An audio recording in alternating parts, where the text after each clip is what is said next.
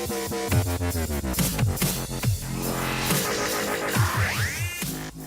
we're going to talk about the rest of one of the complex notes on the plans.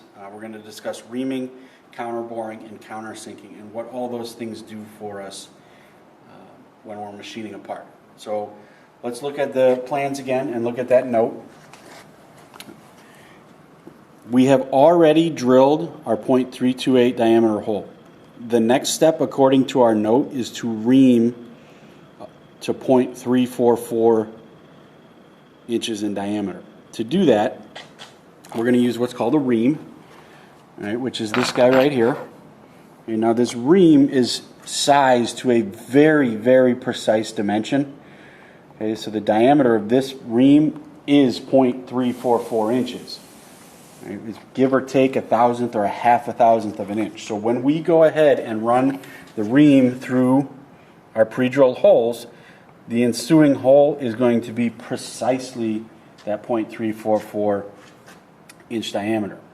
Now, unlike drilling a hole, okay, we've got a little bit to worry about here. When we ream or we counterbore or we countersink, we have to run at a very low RPM. To do that, we need to go into low gear and use the on-off switch and turn it to reverse. So I'm going to go ahead and change gear from high gear. There's neutral, and that's low. Okay, make sure it's locked in. Now that I'm in low gear, to turn the machine on correctly and in the correct orientation, I'm going to turn this to reverse. All right? So on a reaming operation, we want to be around 200 RPM, okay, maybe a little less than that. So I'm going to turn this on to reverse. I'm going to dial in my RPM. I'm going to apply lubricant, and I'm going to very slowly and very consistently feed the ream through the part. These are fragile tools, so we need to make sure that we give them ample time to remove material and we don't try and like slam this through real fast. So we're going to go to reverse, low range, about 200, somewhere around here. Okay. I'm going to add a little bit of lubricant, and I'm very slowly going to feed this ream through, cleaning the inside of that hole up.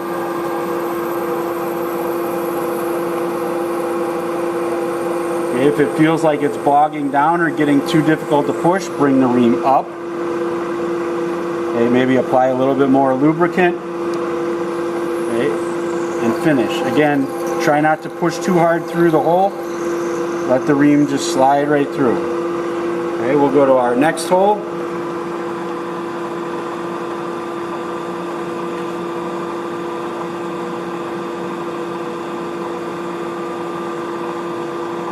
And we're going to repeat the process here. Okay, make sure you hit the right coordinates based on the plans. Again, a little bit of lubricant, nice and easy.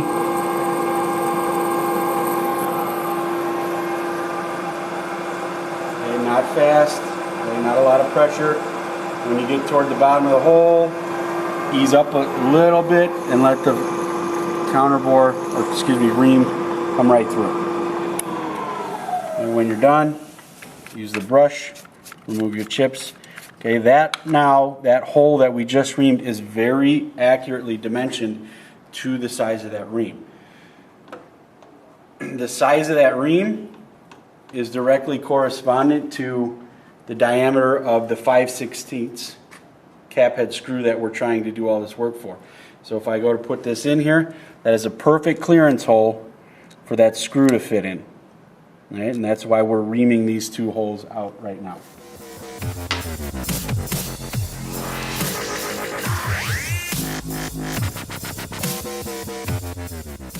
All right, we're going to look at counterboring now. Counterboring was the next step in that note, so let's go back to our plans here and take a look at the next step here. So we've drilled our .328, we just reamed to .344. Now it says C-bore and C-sink. These are two different operations. We're going to tackle the counterbore first. It says to counterbore for a 5/16 socket head cap screw. That's this fella right here. Okay, that is a socket head cap screw. It is a 5/16 diameter, okay, and it's got 18 threads per inch.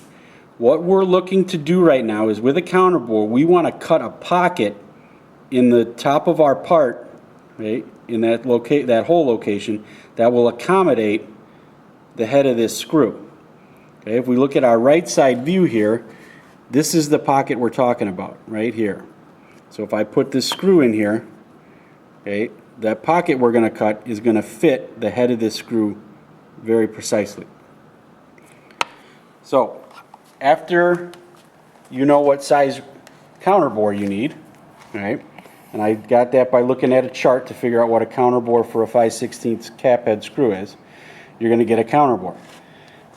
Now our counterbores are piloted. That's this smaller diameter nub on the end. That pilot is sized to 0.344, which matches our ream. So this is going to fit in the reamed portion of our hole, and then the rest of this wider diameter, is going to follow behind and cut a larger diameter hole that matches the diameter of the cap head screw.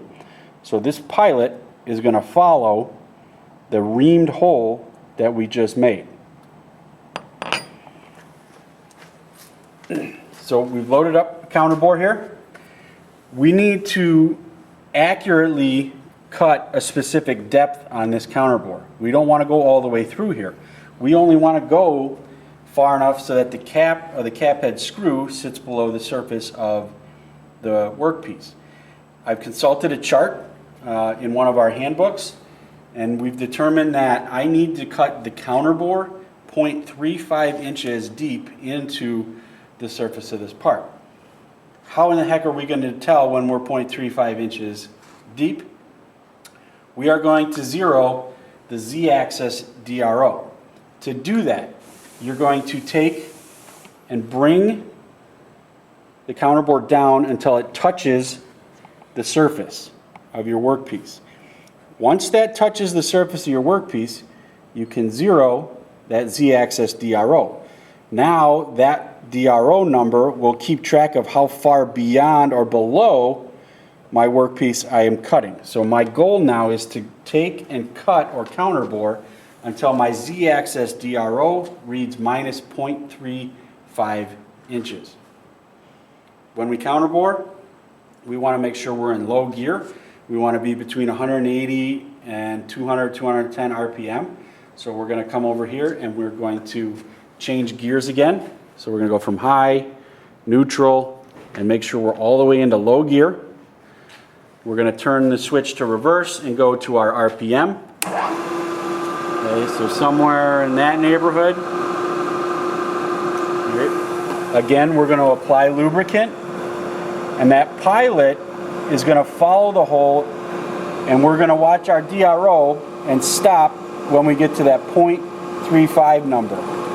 Again, nice even feed. This isn't a fast process. Okay, we're trying to be precise here. So here we're coming up on 100 thousandths. Okay, 150. I got a lot of chip buildup, so I might bring this up to clear the chips. Add a little bit more lubricant and continue working my way down to 0.35. So here's 250, maybe 300. Clear the chips. Last little bit, maybe add a little lubricant for a nice finish. And watch and slowly work your way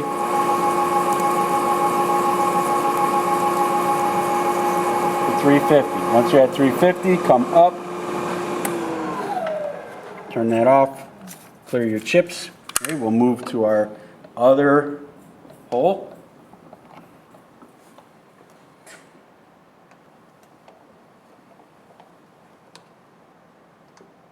And we're going to repeat this process here.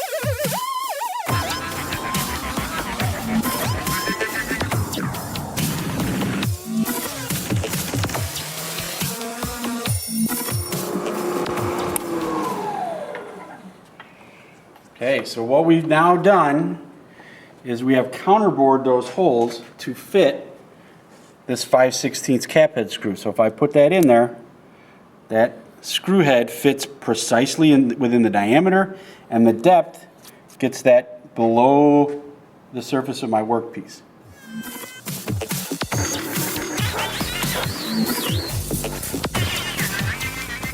All right, our last step here is to countersink. And countersinking is another operation similar to counterboring in that we're going to use it to try and make room for a fastener of some type. So let's look at our plans and look at this last call out on the note.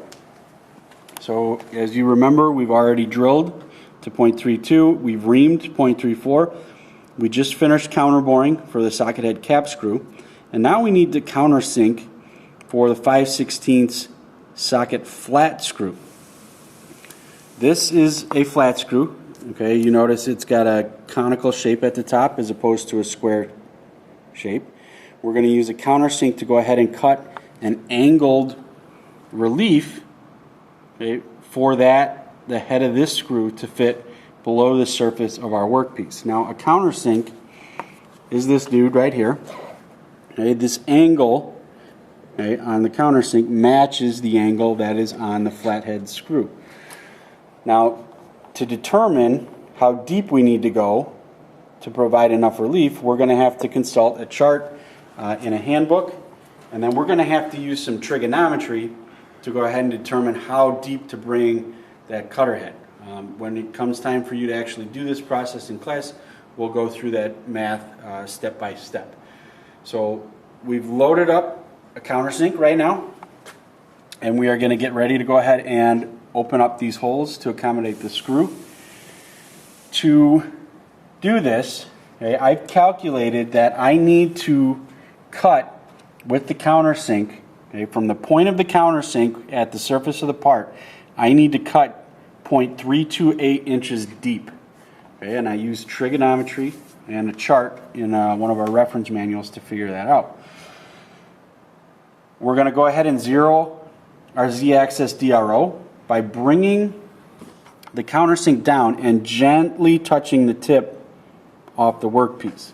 So now I know the tip of the tip of the countersink and the top of the workpiece are in line. I can zero my z-axis DRO. Now that will keep track of how far I feed the countersink into my workpiece. Now because there's already a hole there, I'm not going to be cutting for a little while, so it's going to be a little bit deceiving when you start cutting here. But we're going to pay attention to our DRO number to go ahead and accurately cut a correct depth. For countersinking, again, we're going to stay in low gear, so I'm going to check. I'm looking up here, and we are in low gear right now. And we're going to go ahead and turn on to reverse with our power switch, and our RPM is again going to be between that 185 and 200, 210 RPM. All right, so I'm going to hit this on reverse, double check my speed, I'm good. Okay, at about 180, 190-ish. Okay, I'm going to apply a little bit of lubricant around the outside of that hole, and I'm going to bring this down until my digital readout reads minus 0.328. You can see I'm already at minus 0.25, and I haven't even cut anything yet. Okay, we're just going to open the top of this hole up. So nice and easy. Alright, we're coming up on our 0.328, 310, 320, 322, 4, 5, 6, 7, 8, and up. Okay, we want to make sure, clear your chips with the brush. Okay, and we'll run to our next hole.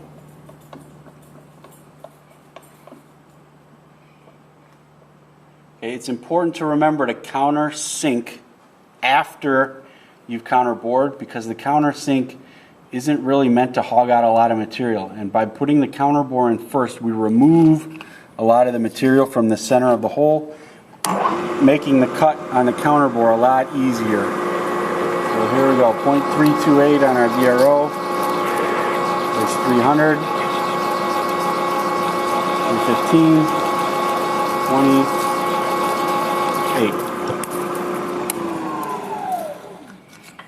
28. Okay, now, if everything was done correctly, and we cut it to the correct depth, if I put that cap head screw or flathead screw in here, it should sit just below the surface of our workpiece. Okay, so counterboring and countersinking are going to be used to provide room for those fasteners to go. Now, what we're going to do, that we've counterbored and countersunk this surface, we are going to take the part out, flip it over, right, 180 degrees. Come on.